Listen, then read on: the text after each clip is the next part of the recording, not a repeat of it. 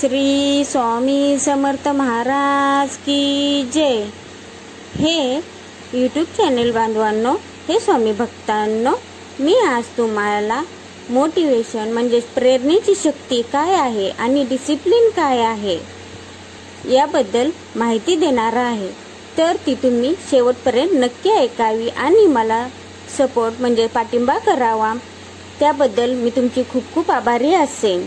तुम्ही शेवटपर्यंत नक्की ऐका, खूप छान माहिती दिलेली आहे। तर मोटिवेशन आणि डिसिप्लिन म्हणजे काय, तर सखोल विश्लेषण यशस्वी होण्यासाठी प्रेरणा आणि शिस्त दोन्ही महत्त्वाचे असतात, परंतु या दोघांमध्ये मोठा फरक आहे। मोटिवेशन एखादी गोष्ट सुरू करण्यासाठी मदत करतं, तर डिसिप्लिन ती गोष्ट सातत्याने करण्याची ताकद देतं। मोटिवेशनने सुरुवात होते, पण शेवट शिस्तच पार करू शकते। मोटिवेशन, प्रेरणेची शक्ती।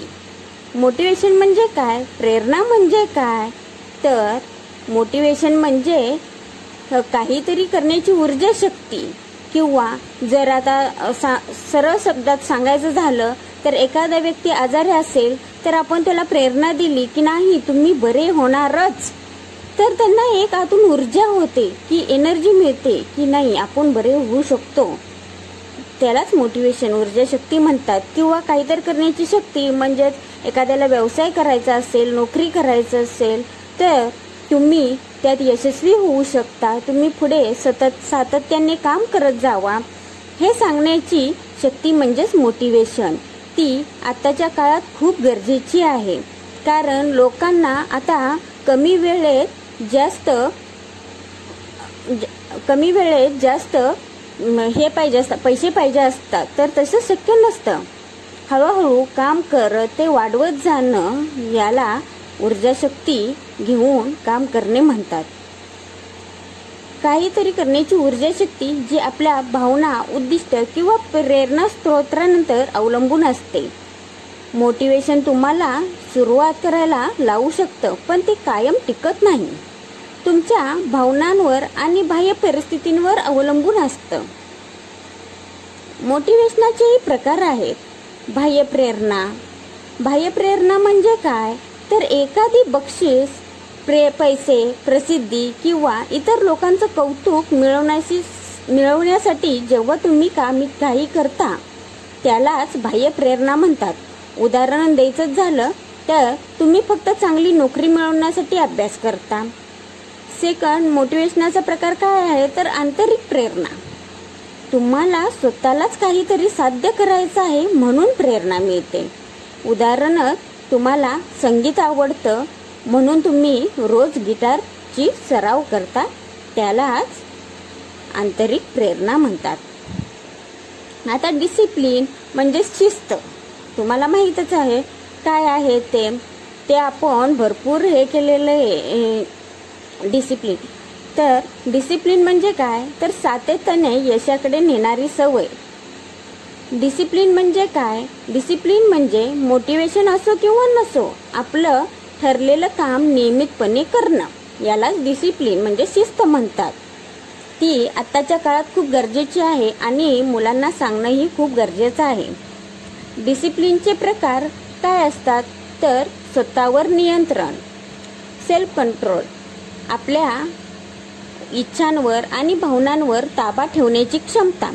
उदाहरण द्यायचं झालं तर चॉकलेट खायची इच्छा झाली तरी डाएट फॉलो करणं, यालाच स्वतःवर नियंत्रण ठेवणं असं म्हणतात। दुसरा प्रकार म्हणजे सवय। सुरुवातीला जड वाटणाऱ्या गोष्टी हळूहळू सवय बनतात। उदाहरणच द्यायचं झालं तर रोज 5 वाजता उठून व्यायाम करणं।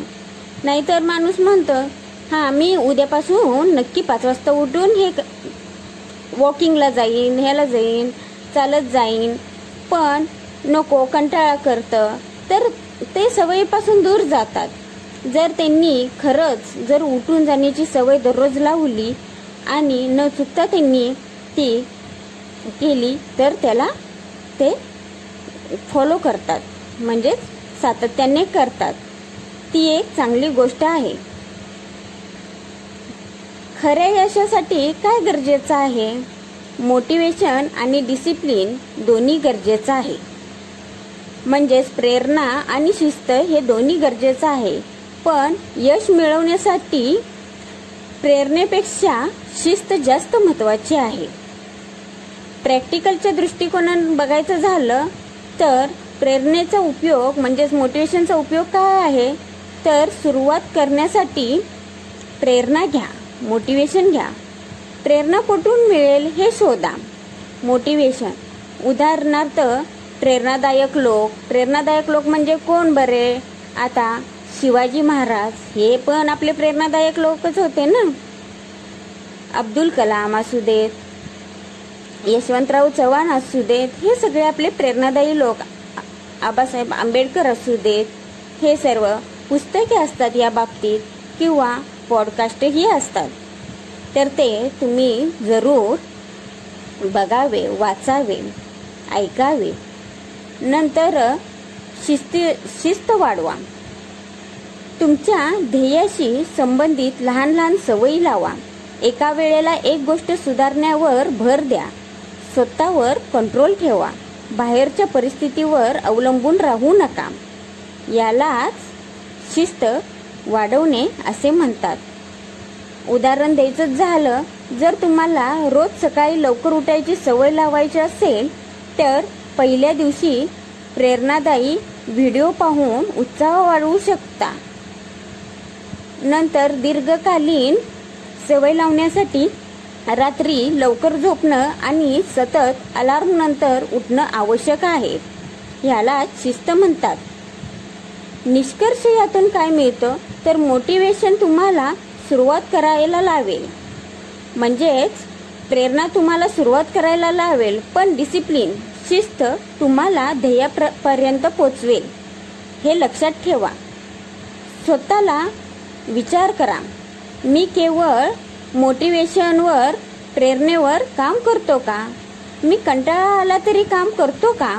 मी माझ्या सवयी सुधारतो का? हे लक्षात घ्या. जर उत्तर होय असेल तर तुम्ही यशाच्या मार्गावर आहात. पण जर उत्तर नाही असेल तर मोटिवेशनवर अवलंबून न राहता डिसिप्लिन वाढवण्यावर काम करा. शेवटी यशस्वी लोक नेहमीच प्रेरित नसतात, ते फक्त सातत्याने काम करत राहतात. तर स्वामी भक्तांनो, आजची केलेली सेवा मी स्वामी चरणी अर्पण करते. तुम्हाला हे प्रेरणादायी शक्तीचं विश्लेषण कसं वाटलं ते तुम्ही मला आवर्जून सांगावे आणि कमेंट्समध्ये श्री स्वामी समर्थ नक्की लिहावे. लाईक, कमेंट, शेअर, सबस्क्राईब जरूर केलेली आजची केलेली सेवा स्वामी चरणी अर्पण करते. काही चुकला असेल तर मला माफ करावे. श्री स्वामी समर्थ महाराज की जय.